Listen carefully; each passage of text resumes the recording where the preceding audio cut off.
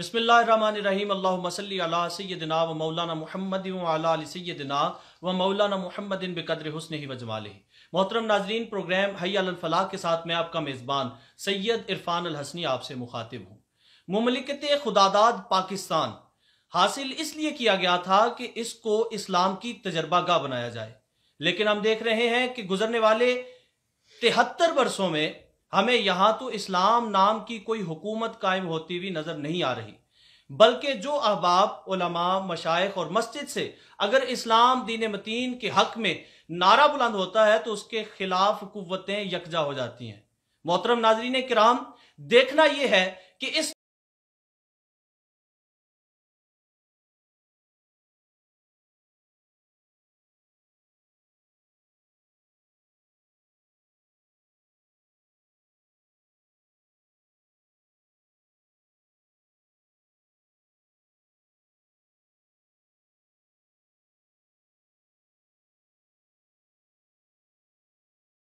अजीम मजहबी स्कॉलर अल्लामा मुफ्ती मोहम्मद हनीफ कुरैशी साहब। हनीफ कुरैशी साहब, बहुत शुक्रिया हमें वक्त इनायत करने के लिए। मैं गुजारिश करूंगा, बयान फरमाइएगा, ये मुमलिकत, ये मुल्क इस्लाम के नाम पर बना। आप क्या समझते हैं कि अरबाब इख्तियार ने कितनी कोशिश की इसे इस्लाम की तरबियत गाह और तजर्बागाह बनाने के लिए? बिस्मिल्लाहिर्रहमानिर्रहीम। इसमें कोई दूसरी राय नहीं है कि पाकिस्तान का के उसूल के पीछे जो दो कौमी नज़रिया है वही बुनियादी नज़रिया है कि जिसने इस धरती के ऊपर इस पाकिस्तान जैसी अजीम सल्तनत और रियासत का वजूद जो है ना उभारा है। बेशक दो कौमी नज़रिए के अंदर बुनियादी यही है, जो सोच और फिक्र थी पाकिस्तान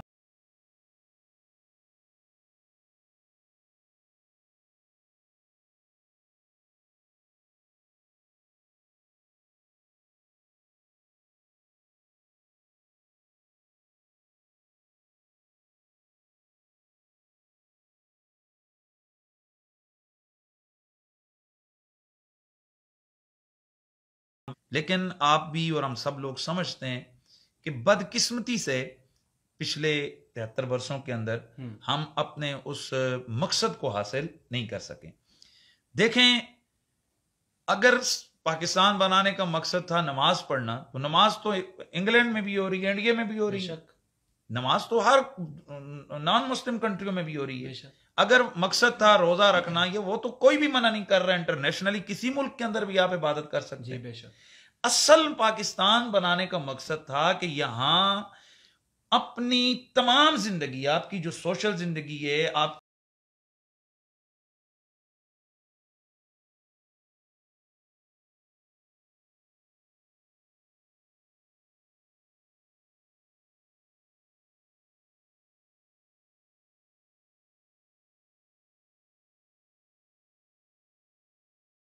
हम उस टारगेट पर पूरा नहीं उतर सके।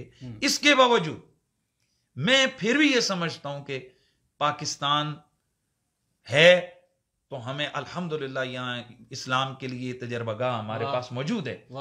मैंने माना कि यहां हमारी असम्बलियों के अंदर ऐसे लोग भी बैठे हैं कि जिनको कुल वल्लाह शरीफ भी नहीं आती है और उनके हाथ में कानून साजी की पावर दे दी गई है। मैंने माना कि हमारी अदालतों के अंदर चंद टक्कों पे बिकने वाले जज भी मौजूद है। मैंने माना कि हमारी मुकन्ना, हमारी इंतजामिया के अंदर ऐसे नालायक और जनाब मुआशरे के लिए एक नासूर की हैसियत रखने वाले एलिमेंट्स भी मौजूद हैं। मैंने माना, लेकिन इसके बावजूद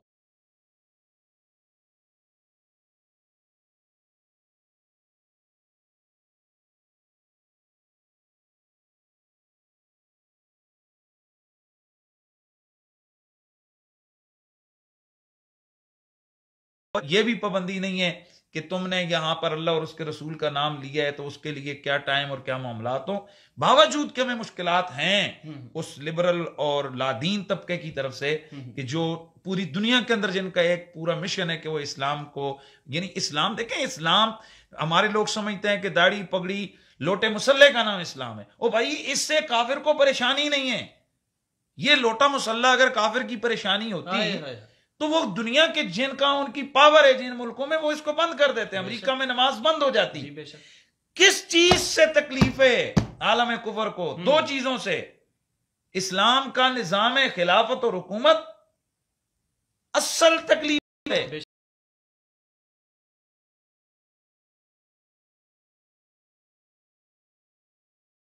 काफरों को तकलीफ, उसकी वजह यह है कि जो अगर एन इस्लामी अख्तार के मुताबिक, उसूलों के मुताबिक अगर आपका यहां निजाम खिलाफत आ जाता है तो फिर दुनिया के अंदर कोई लोगों को मुसलमान होने से नहीं रोक सकता। बेशक ये असल चीज है। निजाम की इबादत की तकलीफ नहीं है। आप दाढ़ी छोटी रखें बड़ी रखें, किसी काफिर को कोई तकलीफ नहीं। आप नमाज पढ़ें, वो आपका अपना मसला है। मसला यह है कि जब अगर किसी ने चोरी की, किसी ने डाका डाला, किसी ने कोई जुर्म किया, तो अब उसके खिलाफ क्या हो, ये नाफिज नहीं करो। निजाम हुकूमत यहां पर इस्लामी वो नाफिज नहीं करने देते, निजाम खिलाफत। तो जिस दिन निजाम खिलाफत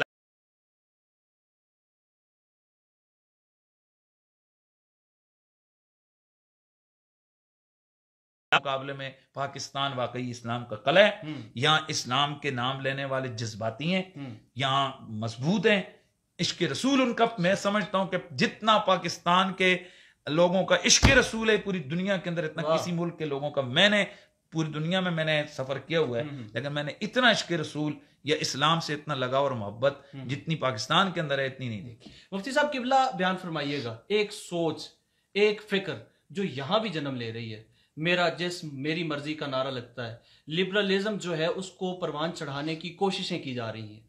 इस तमाम तनाजुर में आप क्या देखते हैं, उलमाए किराम और मशाइख किराम और मस्जिद का मिंबर अपनी जिम्मेदारी पूरी कर रहा है? देखें, जहां तक मसला इस किस्म की वबाहों का या मुसीबतों का है तो ये कोई नई नहीं है, आपकी तारीख भरी हुई है। जब भी कभी किसी आलम कुफ्र ने मुसलमानों को तकलीफ या जिक पहुंचाई है, आप जरा देख लीजिए, गरनाता के अंदर देखें, बगदाद का जो है ना वो साने आप देखें, तो वहां क्यों इतनी बड़ी बड़ी आधी दुनिया तक फैली हुई रियासतों को जंग लग गया, और क्यों कि सबसे पहले उस कौम की रगों के अंदर बेहयाई का ये जो अंसर डाला गया।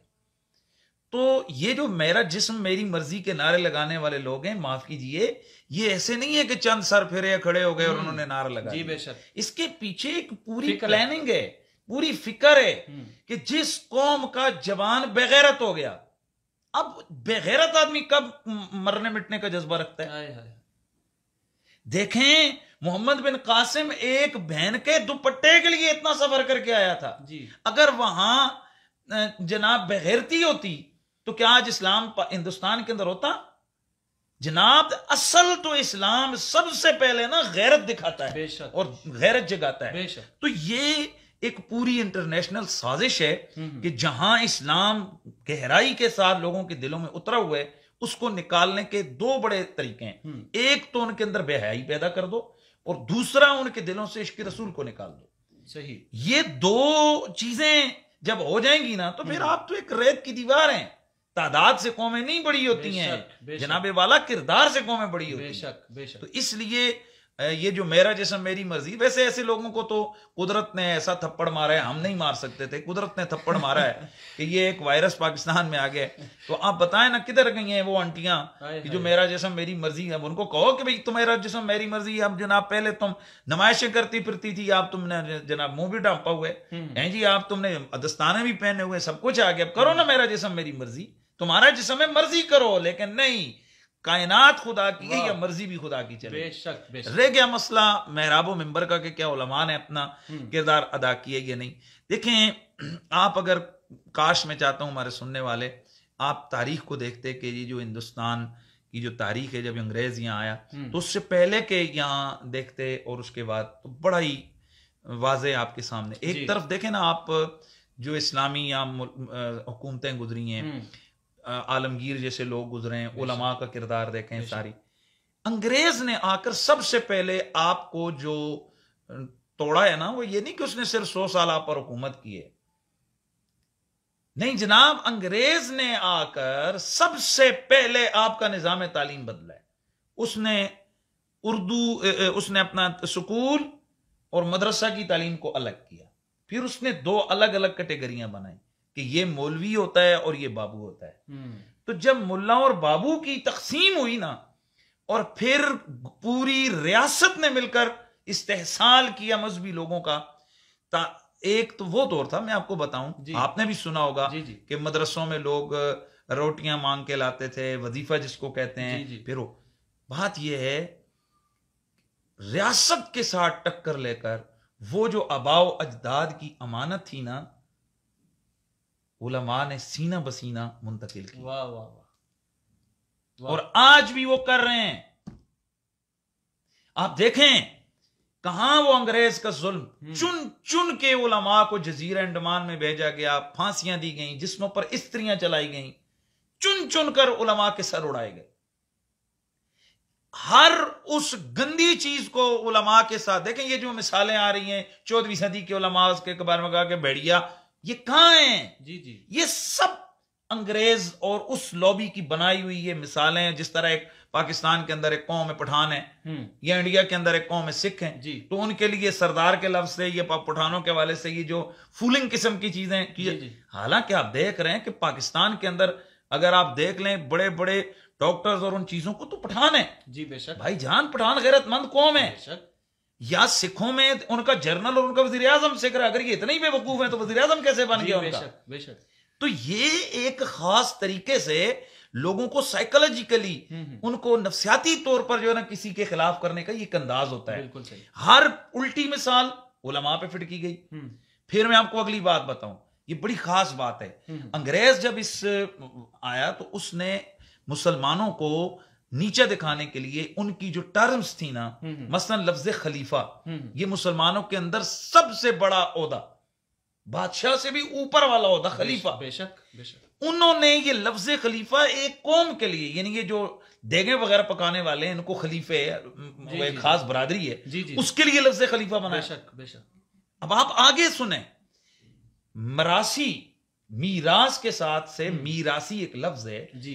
मीरास का इल्म आम मुफ्तियों के पास भी बहुत कम होता है, यानी ये मुफ्ती और काजी से ऊपर की डिग्री थी मीरासी। क्या बात, ठीक है। अब उन्होंने इस आला डिग्री को, वो जो डूम डाम वो जो लोगों के वो उनके नाम मीरासी दे दिया। अब लफ्जे मीरासी ये एक मीरास की वजह से बोला जाता था, कहा जाता था ये फलां साहब बहुत बड़े मीरासी हैं जी जी, तो इज्जत से लोगों के सर झुकते थे। बेशक। और आज अगर किसी को कह दो ये मीरासी है, वो थप्पड़ मारेगा। इसी तरीके से हर वो कौम के जिसने अपनी अकदार को बरकरार रखा, तो ये अंग्रेज ने आकर साइकोलॉजिकली जी जी उनको, मेरे पास अब वक्त नहीं है मैं आपको बताता कि उन्होंने कितनी कितनी चीजों को कदगन लगाया। ठीक है। मसलन ये लफ्ज, ये जो कौम कबीला कुरैश है, रसूलुल्लाह सल्लल्लाहु अलैहि वसल्लम का कबीला है। बेशक। अब चूंकि इस खानदान के साथ लोगों की मोहब्बतें थी, आपको पता है कि आज भी बहुत सारे ये जो इलाके हैं कि वहां पर लफ्ज कुरैशी बोलो तो ज़हन में क्या आता है? जी बिल्कुल। हालांकि खानदान बनु हाशिम और कुरैश का खानदान, और रसूलुल्लाह की सही हदीसें, हुजूर ने फरमाया तमाम खानदानों में सबसे अफजल खानदान कबीला कुरैश है। सुभान अल्लाह। ठीक है। और उसके बाद फरमाया कि कुरैश के अंदर अल्लाह ताला ने बनु अब्द मनाफ को चुना, बनु हाशिम को चुना, बनु हाशिम से मुझे बनु अब्दुल मुत्तलिब को चुना, और उन सब में से मुझे चुना। तो अब देखें कहां वो अजीम शान खानदान, लेकिन आज अगर कई खानदानों तो ये एक अंग्रेज का अंदाज। तो इसी तरह उन्होंने इस्लाम को मिटाने के लिए उन्होंने उलमा को जलील किया, इनके लिए मुलाजमतों के दरवाजे बंद किए। इनको एक वो वक्त भी है कि जब उलमा भूखों से मर रहे थे। सब कुछ करने के बावजूद मैं सवाल पूछता हूं कि क्या आज भी आपके पास कुरान और सुन्नत मुसलसल मौजूद है या नहीं है? तो ये उन उलमा की किरदार उनकी कुर्बानियां हैं। आज भी उलमा जिस चीज से गुजर रहे हैं उसको देखें। मस्जिदों की तनख्वाहें कितनी है? एक चौकीदार की तनख्वाह जो है ना वो ज्यादा है, और एक मुफ्ती की तनख्वाह जो है ना मस्जिदों में कम है। लेकिन ये अल्लाह का बनाया हुआ निजाम है। अल्लाह के रसूल को इन चीजों का इल्म था, उन्होंने सदियों पहले फरमा दिया था, वल्लाहु यर्ज़ुकु मिन हैसु ला यहतसिब, अल्लाह इनको रिस्क वहां से देगा जहां इनको गुमान नहीं। वाह वाह, सुभान अल्लाह। तो अल्हम्दुलिल्लाह मैं जो समझता हूं, देखें हर जगह कमजोरियां होती हैं। मेहराब मिंबर में भी बड़ी कमजोरियां दिखाई हैं। कई हुकूमती उलमा की तरफ से बहुत ज्यादा परेशानियां होती हैं कि जो हुक्मरानों की हर नाजायज, हाँ मैं जिसकी मैं बड़ा खुल के कहता हूँ, वाज़ेह मिसाल हमारी जो है ना यहाँ पाकिस्तान में जो सरकारी काउंसिलें बनी हुई हैं उनके उलमा नजर आ रहे हैं। वो हर उल्टी बात पर कह देते हैं जी कि ठीक है जी गवर्नमेंट सही कहती है। इसके बावजूद आज भी हक बोलने वाले उलमा मौजूद हैं, जिसकी वजह से इस्लाम अपना आप मनवा रहा है। बेशक मुफ्ती साहब किबला बयान फरमाइएगा। हय्या अल फलाह फाउंडेशन और सोच टीवी लोगों में एक शऊर बेदार करने की कोशिश कर रहे हैं, लेकिन हम देखते हैं कि कुछ ऐसे लोग मुंतखब होकर के ईवान में पहुंचते हैं जो दीन मतीन की अहमियत से नावाकिफ होते हैं, या फिर वो किसी ना किसी तरह इस्लाम के खिलाफ साजिश का शिकार हो चुके होते हैं। लोगों में शऊर बेदार करने के लिए उलमा अपना किरदार कैसे अदा करें? बड़ी अच्छी बात आपने की है। एक बात तो आप जहन में रखें कि जितना मर्जी पाकिस्तान के अंदर आपने मीडिया को सब किसी को कर दिया है ना, जो मर्जी हो जाए, इसके बावजूद आज भी पाकिस्तानी मुसलमान के कानों में जो सबसे सुपर साउंड, जिसको कहते हैं ना सुपर आवाज पहुंचती है ना, वो मेहराब व मिंबर की आवाज है। वाह। आज भी लोग मेहराब व मिंबर की आवाज पर लब्बैक भी कहते हैं और उस पर एतवार भी करते हैं। बेशक। अगर नहीं था तो फिर ये हुकूमतों को क्या जरूरत होती है उलमा से आए जी हमसे बैठे हमारे से करें? उनको भी पता है बेशक कि वो उल्टे लटक जाए ना, जब तक एक वाज़े मुफ्ती पाकिस्तान के अंदर किसी बात का फतवा नहीं देगा ना, अवाम उसकी तरफ नहीं जाएंगे। उसकी वाज़े मिसाल आपका यहाँ पर जो रुयत हिलाल का मसला है, जी, उसको देख लें कि एक वजीर कह रहा है, मिनिस्टर कह रहा है कि जी ईद फलां दिन है, लेकिन एक मुफ्ती साहब कहते हैं कि नहीं जनाब ईद फलां दिन चांद नजर है। क्या तो बात। लोग मुफ्तियों उलमा के पीछे खड़े। तो मैं ये समझता हूं कि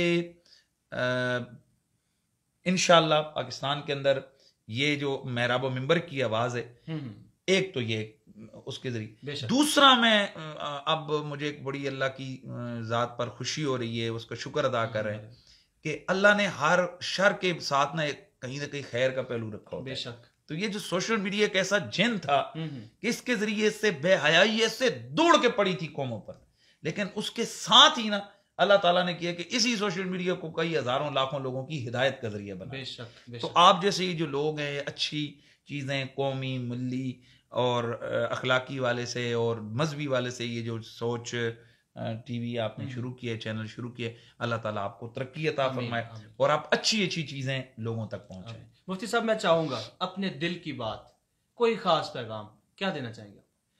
सबसे पहली बात जी, हर छोटे बड़े के लिए वो यही है कि हमें हर वक्त एक तसव्वुर यानी ज़हन में बिठा लेना चाहिए कि मुझे अल्लाह ताला देख रहा है। क्या बात। बस वाह। मैंने अपनी जिंदगी में इसको अप्लाई किया है, तो मैं समझता हूँ कि आप हजारों जुर्मों से, हजारों चीजों से बच जाते हैं कि जब आपको एक सवार हो जाए ख्याल, चीज आप पे तारी हो, यार अल्लाह का ताला देख रहा है। तो मैं खुद जाती तजर्बा शेयर कर रहा हूँ कि हजारों चीजें ऐसी होती हैं लेकिन फौरन ख्याल गालिब आता है कि अल्लाह ताला देख रहा है। सुभान अल्लाह। बस मैं तो यही कहूंगा कि हर शख्स, हर आदमी अपने ऊपर ये गुमान ख्याल तारी कर ले कि अल्लाह ताला देख। वाह, वो बहुत शुक्रिया मुफ्ती साहब वक्त मरहमत फरमाने के लिए। मोहतरम नाजरीन, आज हमारे साथ मौजूद थे अल्लामा मुफ्ती मोहम्मद हनीफ कुरैशी साहब। बड़ी खूबसूरत बातें आपने बयान फरमाई, एक मैसेज, एक पैगाम पूरी उम्मत के लिए, पूरी कौम के लिए आपने दिया। हमेशा से अवाम आमतुन्नास मस्जिद से आने वाले पैगाम पर जो है वो अमल करते हैं, मस्जिद से आने वाले पैगाम को अहमियत और फोकियत देते हैं। यही वजह है कि मस्जिद से आने वाले पैगाम के तहत मुसलमान यकजा हुए, जिहाद को लब्बैक कहा और आधी से ज्यादा दुनिया पर हुक्मरानी की।